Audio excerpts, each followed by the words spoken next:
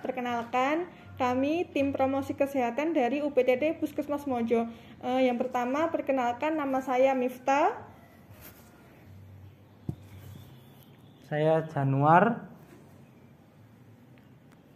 Dan saya Kak Yolanda.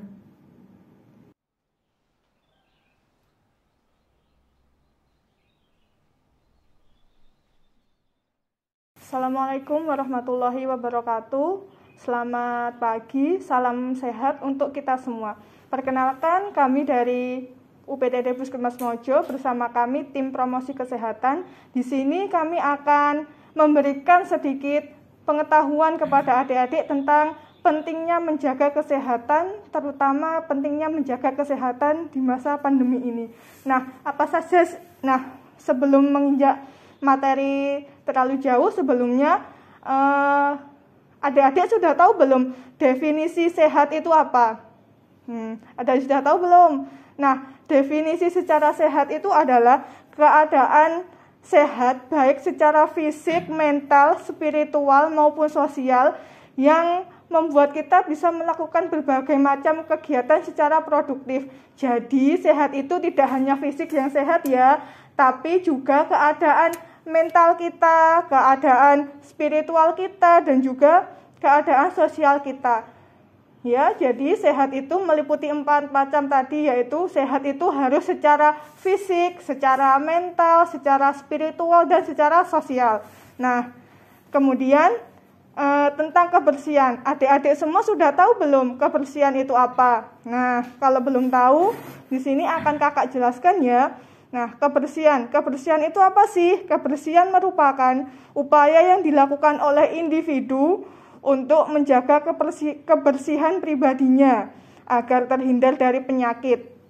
Ya, jadi setiap siswa, setiap orang yang hidup di dunia ini itu harus selalu menjaga kebersihan, baik kebersihan untuk diri sendiri maupun kebersihan untuk lingkungan di sekitarnya. Nah, pemenuhan kebersihan itu diperlukan untuk kenyamanan individu, keamanan, dan kesehatan. Salah satu tanda dari keadaan hygiene yang baik yaitu manusia perlu menjaga kebersihan lingkungan dan kebersihan diri agar sehat, tidak berbau, tidak menyebarkan kotoran, atau menularkan penyakit ke orang lain.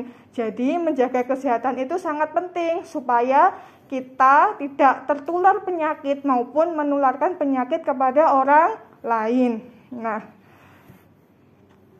selanjutnya, kiat-kiat untuk menjaga kebersihan selama di sekolah itu apa saja? Ada yang disebut dengan perilaku hidup bersih dan sehat, atau biasa disingkat dengan apa? PHBS. Nah, PHBS itu ada macam-macam. Ada PHBS di rumah, ada PHBS di sekolah, ada PHBS di tempat umum, ada PHBS di pondok pesantren. Nah, karena sekarang kita berada di lingkungan sekolah, maka kita akan membahas tentang PHBS di sekolah. Nah, apa sih PHBS di sekolah itu? Yaitu kebiasaan atau perilaku sehat yang dilakukan oleh setiap siswa, guru, penjaga sekolah, petugas kantin atau warung sekolah, orang tua murid, dan lain sebagainya yang dengan kesadarannya untuk mencegah penyakit, meningkatkan kesehatannya, serta aktif dalam menjaga lingkungan sehat di sekolah secara mandiri. Jadi, adik-adik harus ingat, yang wajib menjaga PHBS sekolah itu siapa? Bukan hanya guru, tapi semuanya, termasuk adik-adik semuanya. Nah, PHBS itu harus diterapkan. Mulai dari apa? Yang paling mudah yaitu harus mandi rutin minimal 2 kali sehari. Kemudian gosok gigi. Kemudian potong kuku. Selanjutnya membuang sampah di tempat sampah. Tidak boleh merokok di area sekolah. Tidak boleh meludah sembarangan di area sekolah. Kemudian jika di sekolah ada jentik nyamuk, ikut memberantas, ya. Dan ada beberapa lagi. Makanya itu adik-adik harus senantiasa menjaga perilaku hidup bersih dan sehat selama di sekolah supaya adik-adik tidak membawa penyakit ke sekolah dan tidak tertular penyakit selama di sekolah. Nah, untuk selanjutnya, kiat-kiat apa sih yang bisa kita lakukan supaya kita tetap sehat itu nanti akan dijelaskan oleh kakak-kakak yang lain ya.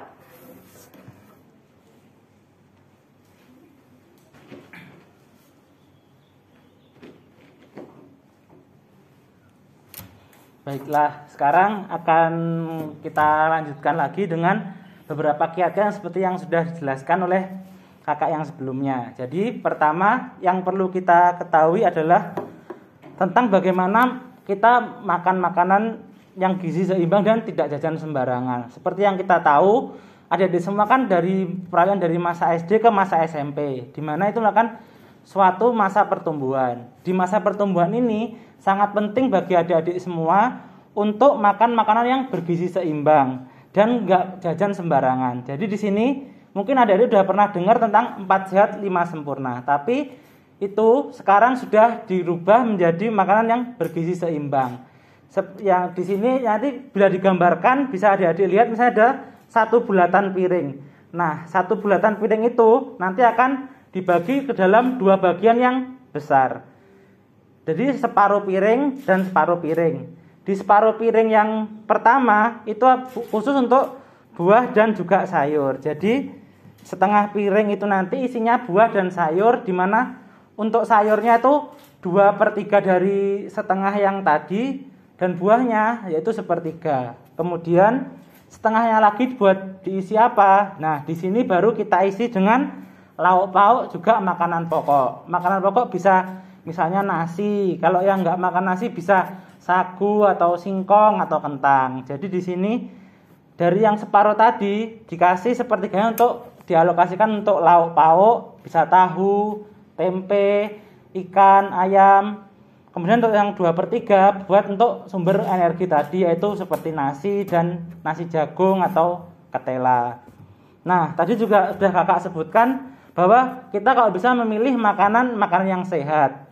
Untuk makanan yang sehat itu cirinya seperti apa? Mungkin adik-adik sudah banyak yang tahu ya. Misalnya kita milih yang nggak pakai pewarna kayak pewarna yang berbahaya. Mungkin sudah sering dengar kayak rodamin B atau pewarna baju, itu otomatis sudah jelas pewarna yang berbahaya. Kemudian tidak pakai pengawet. Pengawetnya misalnya kayak formalin. Padahal formalin itu bukan untuk mengawetkan makanan, tapi untuk mengawetkan mayat, untuk digunakan untuk sebagai antiseptik, membersihkan suatu benda dari bibit penyakit.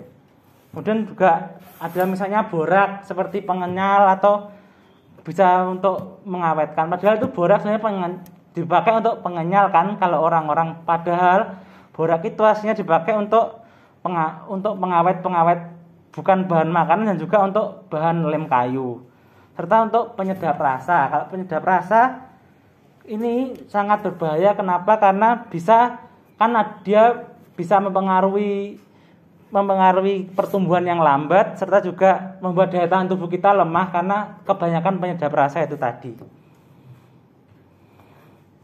Kemudian selain makanan, kita juga terutama di masa pertumbuhan juga harus menjaga olahraga dan istirahat yang cukup. Olahraganya yang seperti apa? Karena sekarang sekolah bisa kan, apalagi juga masa pandemi, kalau bisa olahraganya yang olahraga sendiri ya, di tempat yang terbuka dan sendiri. Misalnya bisa dengan lari-lari sendiri tapi tetap harus memakai masker.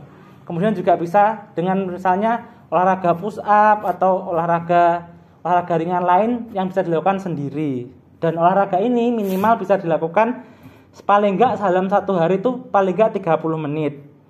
Nah, biasanya bisa dilakukan saat pagi hari setelah jadi mungkin habis bangun sholat subuh, kemudian bisa olahraga, kemudian mandi dan sarapan. Kemudian juga kalau bisa jadi juga aktivitas fisiknya juga olahraga itu tadi, jadi kan dalam 1 hari 30 menit. Atau kalau misalnya tidak bisa 1 hari, dalam 1 minggu atau sekitar 7 hari sekitar 150 menit. Kemudian juga untuk kebutuhan tidur, adik-adik kan sekarang dari SD ke SMP mungkin usia sekitar 11 sampai 12 sampai 18 tahun. Di usia ini kebutuhan tidur yang seimbang untuk adik-adik adalah sekitar 8 sampai 9 jam per hari. Kenapa kok kita penting untuk menjaga tidur yang seimbang karena apa? Pertama, adik-adik kan sedang dalam masa pertumbuhan. Kalau pertumbuhan harus dibantu dengan tidur yang cukup. Soalnya dengan tidur yang cukup akan mengoptimalkan hormon-hormon pertumbuhan adik-adik biar pertumbuhannya lebih optimal. Kemudian juga kalau kurang tidur nanti otomatis kan di sekolah ngantuan. Kalau ngantuan nggak bisa dapat ilmu, nanti akhirnya pelajarannya jadi keteteran. Kemudian juga jangan lupa, tadi kan habis olahraga, habis makan kita harus juga mencuci tangan. Terutama di masa pandemi ini kan kalau bisa jangan salaman dulu ya. Kalau misalnya terpaksa salaman, jangan lupa cuci tangan. Tapi cuci tangan juga nggak hanya pas salaman aja, tapi juga ada beberapa waktu-waktu yang adik-adik harus lakukan untuk cuci tangan. Misalnya sebelum makan, setelah buang air besar, sebelum saat adik-adik pas mau ambil maem gitu juga harus cuci tangan pakai sabun. Kemudian juga setelah beraktivitas misalnya kayak habis olahraga kan tangannya kotor, kalau bisa harus cuci tangan. Nah, cuci tangannya ini kalau bisa cuci tangannya pakai sabun dengan air mengalir. Jadi kan nanti pakai air mengalir itu ada 6 langkah. Nah, langkah-langkah ini 6 langkah bisa dilakukan dalam waktu 40 sampai 60 detik. Untuk langkah-langkahnya akan kakak praktekkan, mungkin bisa dilihat. Langkahnya baik pakai hand sanitizer maupun air mengalir. Ada 6 langkah. Tadi sebenarnya bisa disingkat tepung selaci ibuku. Diingat-ingat ya. Pertama telapak tangannya dulu kita gosok, muter. Kemudian jangan lupa punggung. Ya, 4 kali juga.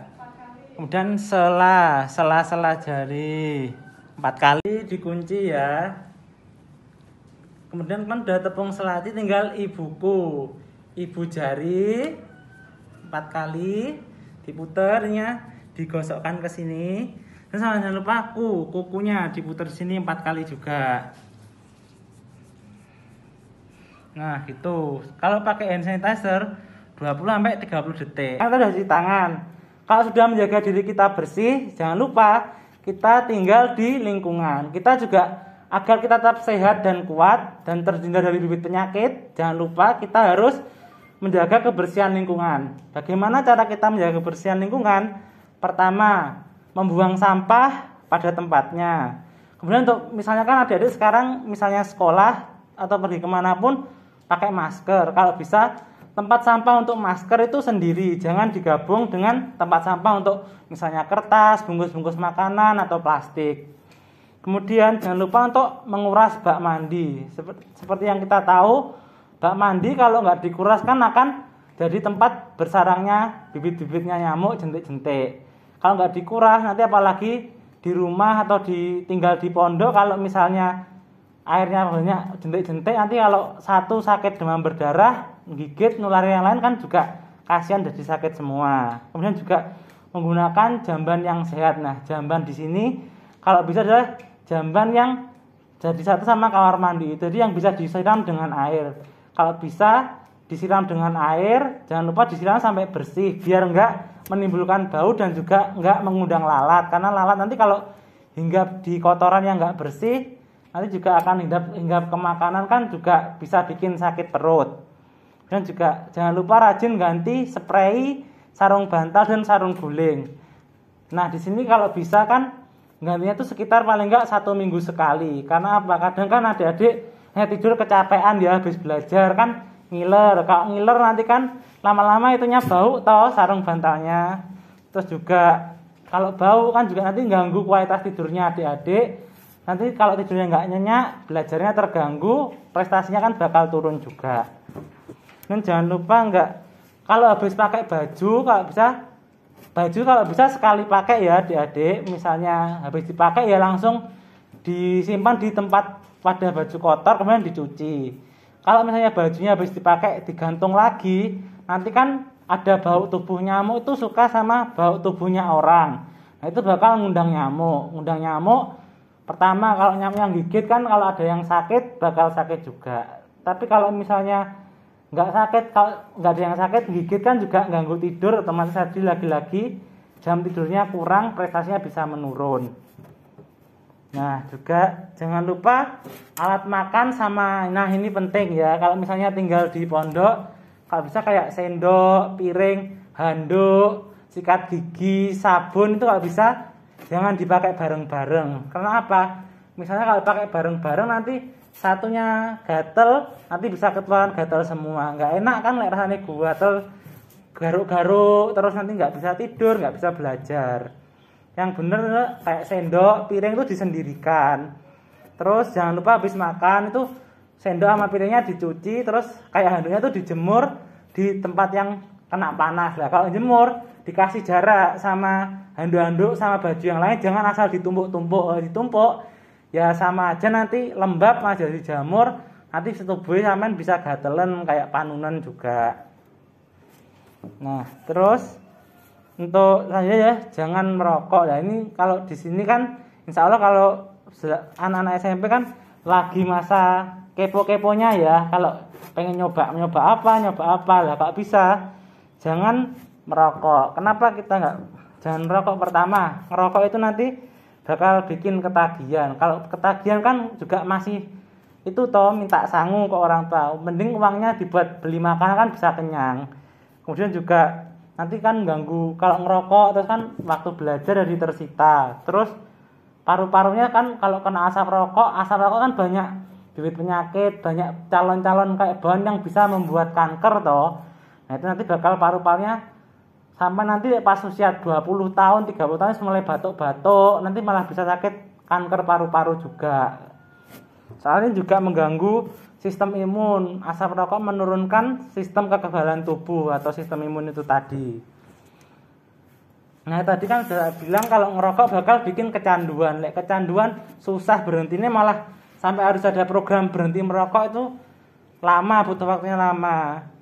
Terus juga kalau udah kecanduan kan pasti pikirannya pengen terus cari rokok. Pengen cari rokok nanti pikirannya nggak bisa fokus, terpecah-pecah, harus cari rokok itu dulu tadi.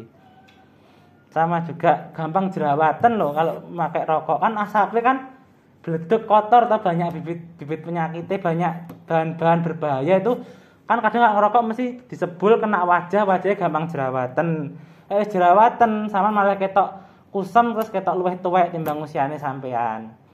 Nah, kalau dari kakak cukup sekian, akan diteruskan oleh materi selanjutnya dari kakak yang lain.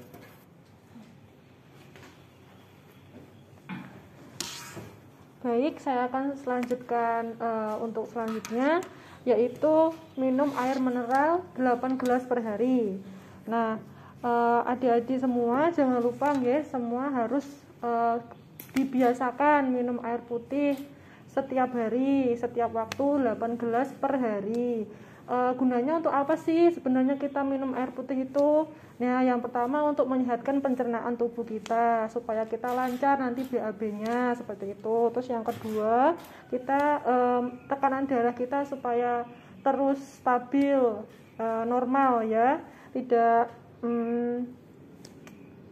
apalagi usia yang seperti ini kan, masa iya tekanannya menurun ya gara-gara kurang air gitu. Terus yang ketiga untuk meningkatkan daya ingat otak. Nah, teman-teman kan masih masa pertumbuhan nih dan juga masih SMP, apalagi masih masuk SMP. Ini kan butuh biar fokus supaya nilainya bagus, juga harus selalu minum air putih ya, supaya daya ingat otaknya ini meningkat. Terus yang keempat untuk menghindari penyakit jantung. Untuk ini karena masih kecil, masih umur 12 sama 18 tahun untuk anak SMP ya. Nah, untuk ini manfaatnya itu akan nanti pas kalian adik-adik ini sudah besar. Jadi nanti kalau pas sudah besarnya tidak akan mempunyai penyakit jantung kalau adik-adik ini minum air putihnya rajin. Terus baik untuk perawatan kulit. Nah, teman-teman di sini kan sekarang kita pakai masker ya, apalagi pakai masker ini biasanya kan keringat, terus kita menimbulkan jerawat. Nah, itu bisa dengan kita meminum air tiap hari minimal 8 gelas, bisa lebih gak apa-apa. Untuk biar bisa jerawatnya ini hilang seperti itu, bisa nggak gampang keriput juga nanti kalau sudah besar gitu. Terus bisa mengatur lemak tubuh supaya tidak kegemukan ya. Terus juga bisa menjaga kesehatan tulang. Terus ini menggunakan masker. Sekarang kan masa pandemi ini kan masih belum selesai, masih malah nambah varian baru. Nah teman-teman, adik-adik semua, saya himbau terus nggih pakai maskernya. Maskernya sekarang harus double. Jadi yang luar itu masker kain, yang dalam itu masker medis, masker yang sekali pakai, masker medis seperti itu. Nah, bagaimana sih menggunakan masker yang baik itu? Nah, pakai masker yang baik itu untuk yang masker medis, jadi masker yang di dalam itu kan ada ininya, tatakan buat hidung ini ya. Nah, ini ditempelkan hidung sesuai dengan hidung adik-adik semua, ditempelkan seperti ini supaya apa? Supaya nggak ada bolongan. Jadi ketutup, perlindungannya maksimal. Jadi maskernya. Nah, untuk yang ini maskernya, nah seperti ini. Jadi double seperti ini ya. Sekarang harus double. Nah, terus habis itu untuk masker ini maskernya nanti kalau mau melepas juga yang dipegang itu adalah ini talinya, bukan yang depan ini. Karena apa? Yang depan ini maskernya itu sudah kotor, sudah terkena debu-debu, juga bakteri yang lewat gitu ya. Karena karena masa pandemi ini kita kan nggak tahu virusnya bagaimana, apakah orang ini membawa atau tidak, kan kita nggak tahu. Jadi yang melepas maskernya harus di talinya ini dilepas. Habis itu ini talinya ini digunting ya, terus yang tengah ini disobek pakai gunting seperti itu. Di situ cuci tangan. Terus untuk masker kain gimana? Masker kain dicucinya juga pakai tangan. Di sini ada laundry ya, jangan maskernya yang kain jangan di laundry, pakai cuci tangan aja. Karena nanti kalau di laundry nanti serat-serat kainnya ini bisa rusak. Nah, biar tahan lama dicuci pakai tangan aja. Tuh. Terus untuk adik-adik juga etika batuk. Sekarang masa pandemi kan nggak boleh sama ngomong etika batuk ini. Kalau batuk maskernya nggak boleh dilepas, tetap dipakai. Jadi batuk pakai masker gini. Kalau pas lagi nggak pakai masker, bisa tetap pakai tisu. Terus tisunya dibuang, terus kita cuci tangan. Nah, adik-adik kalau di sekolah juga nanti kalau ngobrol sama temennya, maskernya juga jangan dicopot ya. Maskernya jangan dipasang di dagu sini. Jangan agak ketinggian gini ya. Esensi maskernya jadi nggak ada. Jadi malah nggak melindungi sampean ini, jadi malah sakit gitu ya. Kalau nggak pakai maskernya nggak benar. Jadi maskernya harus benar. Jadi ininya tertutup, terus ininya pipi juga tertutup, dagu juga tertutup. Jadi semua tertutup seperti itu. Itu saja. Dan juga adik-adik jangan lupa berdoa selalu supaya kita semua terhindar dari penyakit ini, supaya kita sehat semua supaya kita juga aman, terlindungi, dan karena penyakit ini tuh harus kebiasaannya yang kemarin enggak, sekarang harus iya dan harus wajib. Kalau nggak mau tertular, nggak mau sakit, kita harus berusaha untuk membiasakan diri untuk menjadi bersih ya. Dari saya seperti itu, dari kami sudah selesai. Nanti kami akan mengasihkan pertanyaan, apakah adik-adik ini mendengarkan dengan baik atau tidak.